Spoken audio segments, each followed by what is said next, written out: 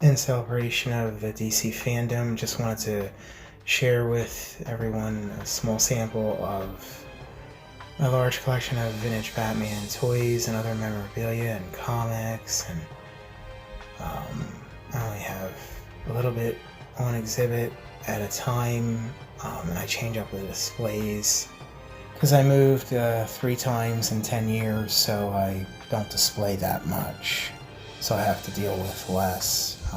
But it's been a lifestyle, really. Not a show-off thing or anything, but to educate people on vintage Batman comics, toys, and memorabilia I've been obsessed with for over 40 years that I've been a collector. Comment down below if you want, or if you have any questions about Batman. It's likely I can answer them. I'm going to be doing some videos, some character studies, and a comic wall update. You're actually looking at the very first mentioning of the Batman, and this is one of the strongest influences of Batman. Detective 27, Detective 33, Batman 1. This is inside my storage room. You can see some of the things I have tucked away. Most of my collection is stored away because I don't like dust. I'm very OCD. So here you're seeing tons of Batman, 60s, 70s, 80s, 90s, and beyond. Books and comics.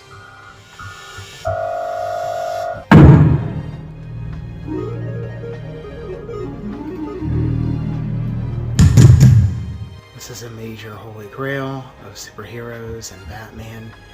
Vintage 1966 Ideal Batman and Justice League of America playset. I'm going to do a whole thorough, detailed video on every variation to every single piece to this magnificent playset. Another holy grail is the Ideal 1966 Batman Ideal Utility Belt set, which I have 7 examples left, and this is the prototype. At one point I had 21 altogether. This is actually one of my favorite food related pieces. This here, Best Candy Novelties 1966 Batman Sip-A-Drink Cup with lollipops. This is my loose example of the Captain Action Batman and Action Boy Robin dressed up with the uniform and equipment on the mannequin figures from 1966 and 1967. Batman 66 and Robin 67. I also have them all original, complete, in their original issued boxes, the uniform and equipment sets. They didn't come as figures. And these loose examples were loaned to the Hollywood Museum for the Batman exhibit. They're the 1978 Mego 12.5-inch flyaway action magnetic figures. They're loose. These are from my youth, and they're in absolutely beautiful condition. And I've had them, since then, back then.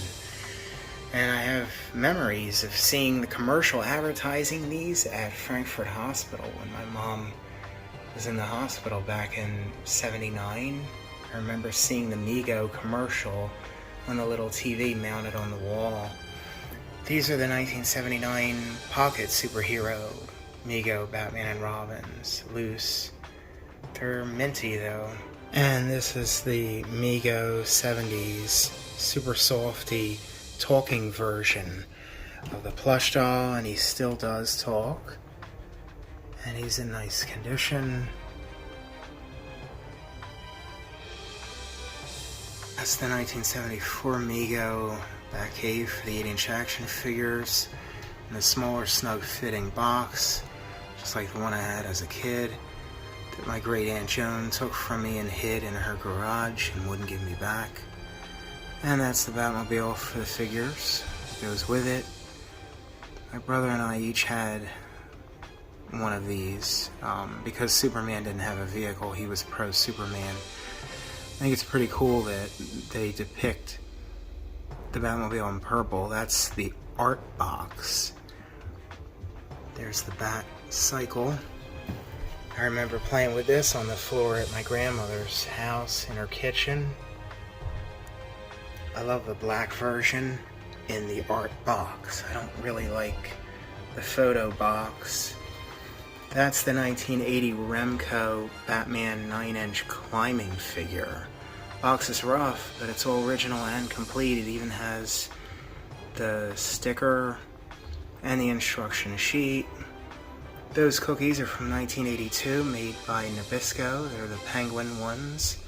And it's never open box. That's the 1977 Ahi Power Command Radio Control Batmobile. You could get this at Radio Shack back then in the late 70s. The box is minty. Love that piece, and I love the box. I love that orange bat signal. I love that image of the Batmobile. There's another 70s Ahi Batmobile, one of many different variants that I do have that I decided to keep in my collection. This is 1975. It's the Lil Zips Batmobile. It came on the card. I remember having this as a kid. I think it's cute. I have to have it in plastic if it's out in the open, because I really hate dust. This is the 1975 Mego Mobile Bat Lab. It's like a Volkswagen bus. This one's from my childhood. I remember having it and playing with this thing on the floor at my grandmother's house. These are the Puffy Stickers put out by Mr. Bubble. They're dated 1979, though they would have been released in 1984. These can command really good money, and a set with Superman and Wonder Woman sold for over $1,000 recently on eBay. And this is the very first box variation. See, because it has the new on there on the left hand top corner. Mr. Bubble 1984 Super Friends powdered bubble bath, and it promotes the free Puffy stickers that you can get inside.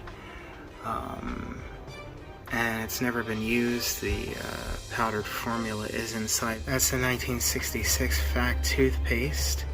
The unused tube is inside, and the order form for the mail-away posters of Batman and Robin. Love that piece. That would have to be my favorite beauty and hygiene vintage Batman item. Here is the 1966 Ideal Joker hand puppet. He's in really nice condition, I think. Gotta have him.